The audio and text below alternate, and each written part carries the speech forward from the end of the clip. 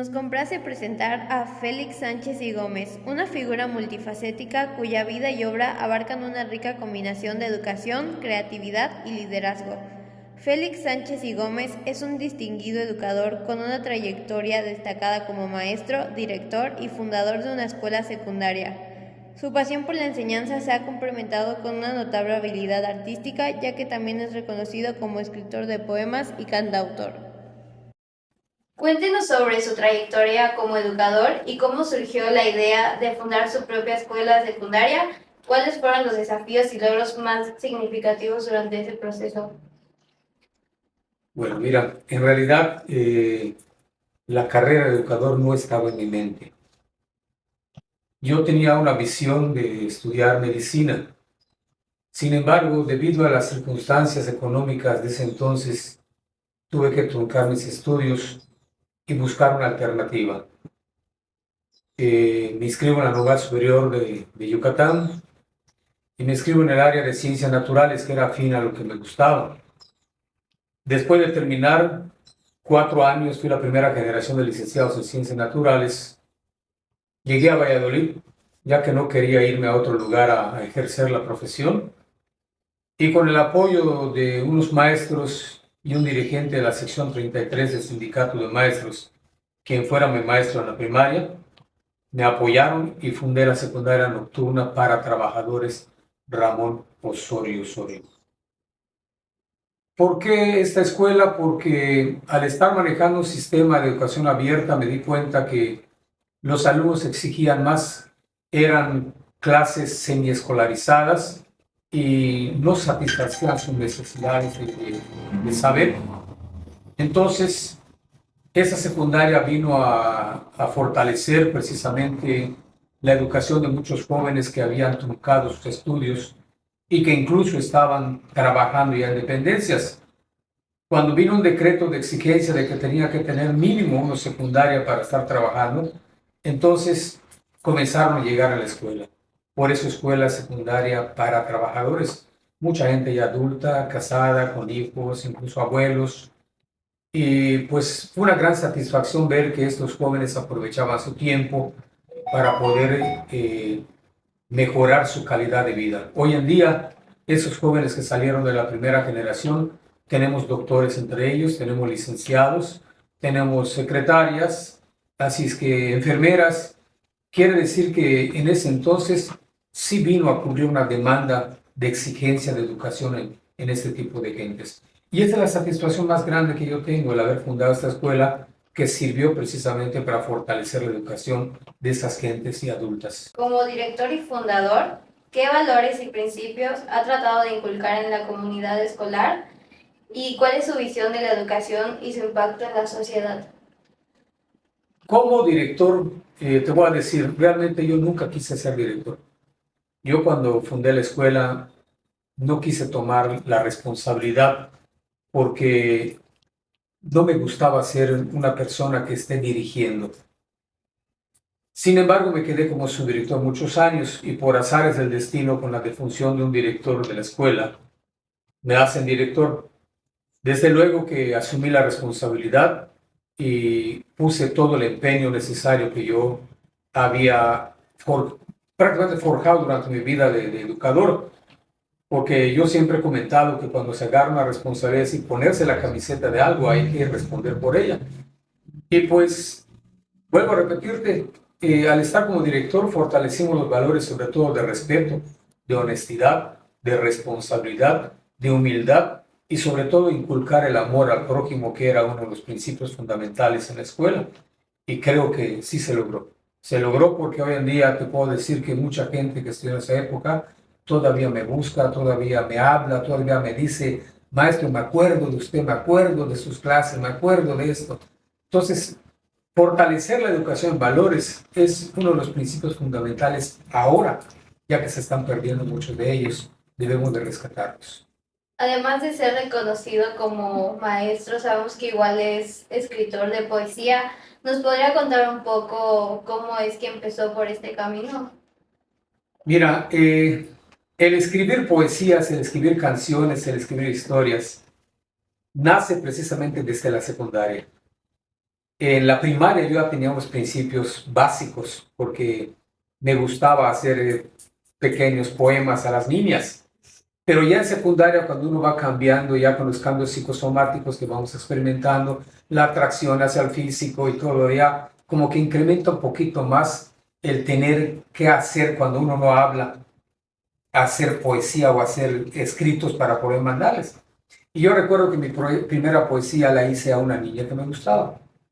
Desde luego en esas épocas pues no se hablaba tanto de amor o lo que sea por allá, sino que eran unas poesías muy sencillas y que todavía conservo en uno de mis primeros materiales, que es mi primer libro. Y que posteriormente me inspiro a estar escribiendo canciones.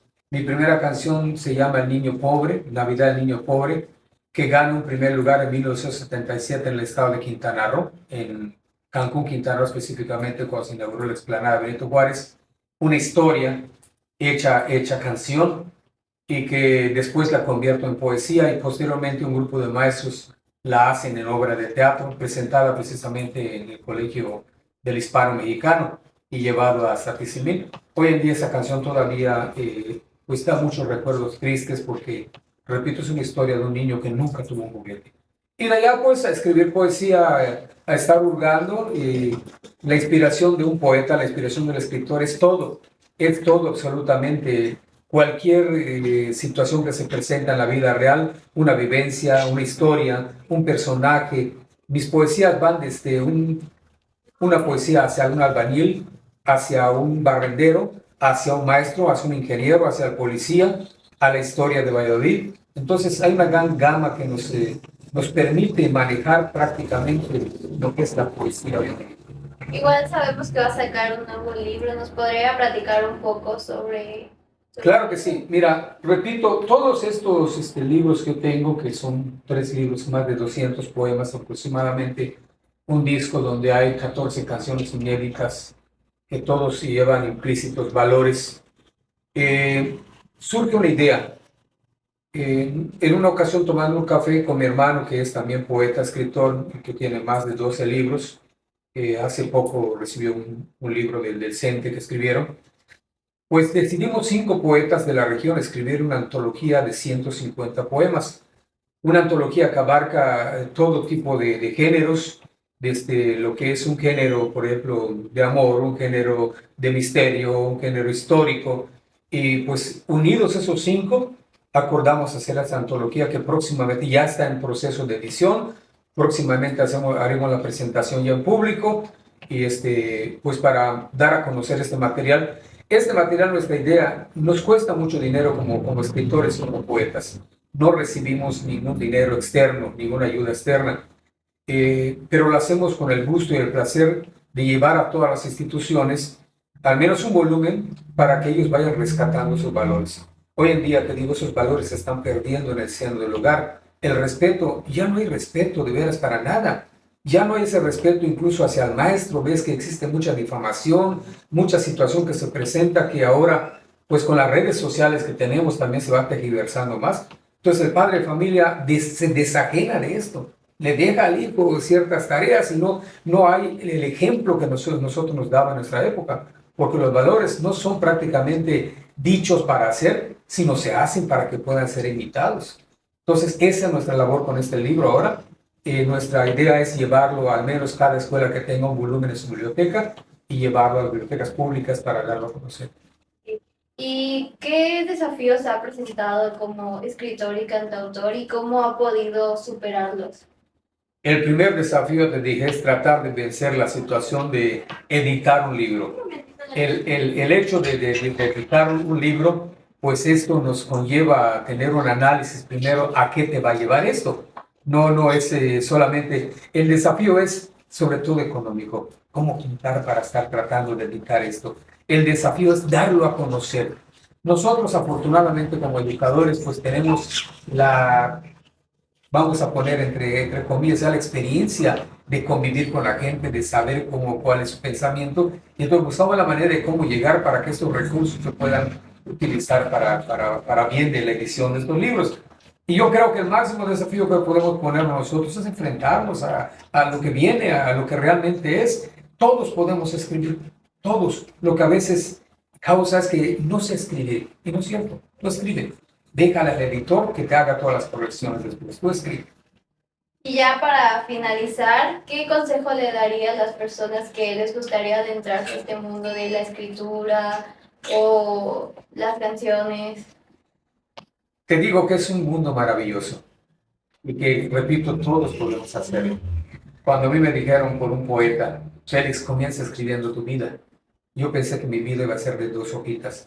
Todavía está en mi material más de 50 hojas que comencé de la historia de mi vida desde niño y que todavía no termino. Entonces, cuando tú te arriesgas a estar escribiendo, escribe lo que sea. Puedes escribirle a la naturaleza, puedes escribirle a un acontecimiento, puedes escribirle a la historia de tu vida, puedes escribirle a mamá, papá, tu hermanita, cualquiera. Entonces yo les doy el consejo de que escriban, porque es una manera de incluso de buscar una salida al estrés que a veces nos está afectando bastante, sobre todo en estos problemas que pasamos con la pandemia, que todavía hay rezago. Que escriban, que se pongan a escribir y van a darse cuenta que escribiendo ganan mucho el día de mañana. Muchísimas gracias por la entrevista, por su tiempo. La verdad es que nos deja muchos aprendizajes y pues muchas gracias por estar aquí con nosotros. Claro que sí, estoy para servirles.